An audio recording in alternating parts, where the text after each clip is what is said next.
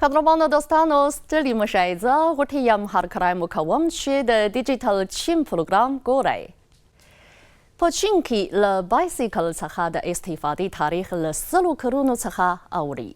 چین په نړۍ کې د بایسکلونو د تولید د لوی هېواد نوم خپل کړی او هر کال یې سوداګریزه اندازه د نړۍ په عمومي اندازې کې شاوخوا 80 سلنه نیسي.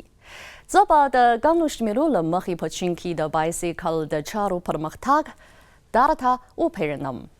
په چین کې د بایسکلونو د 22 د نړیوال نندارتون شمېرې ښیي چې په 2023 کال کې په دغه هېواد کې د بایسکلونو عمومي تولیدي اندازه 48 میلیونه 813 ته رسیدلی او بهرنیو هېوادونو سیمو ته یې صادراتي اندازه 19 میلیونه 440 ته رسیدلی ده.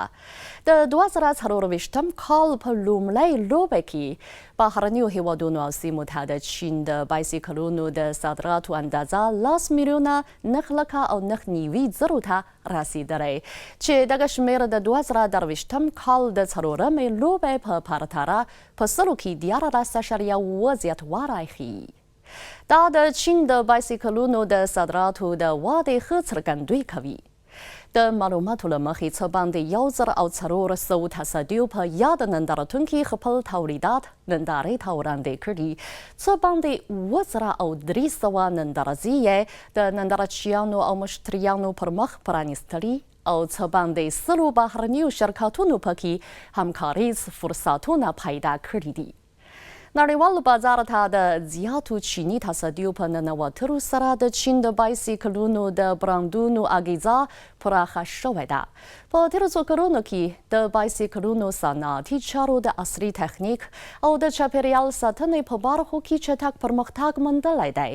دا نه یوازې د تصدیو د پرمختګ لپاره خوځنده ځواک برابروي، بلکې مشتریانو ته هم لا ښه خدمتونه کوي. د بایسکلونو مصرف د عصري کېدو او ډیجیټل کېدو په لوري ګام پورته کوي او په نړۍ کې زیات نوي برانډونه رامنځته شوي دي. اوس د خلکو په زړونو کې د تیت کاربن د ایستنې د مفکورې ریښه غځېدلی او بایسکلونه د انسانانو د زرګون ژوند یوه برخه ګرځېدلی ده. د عصري تخنیک له چټک پرمختګ سره سم بایسکلونه د ساینس او تخنیک، ژوند او تفریح په برخو کې د انسانانو ډېرې زیاتې اړتیاوې پوره کوي. قدرمانو دوستانو، نننی پروګرام په همدې ځای پای ته ورسید. له پاملرنې مو مننه کوم. بریالي اوسئ.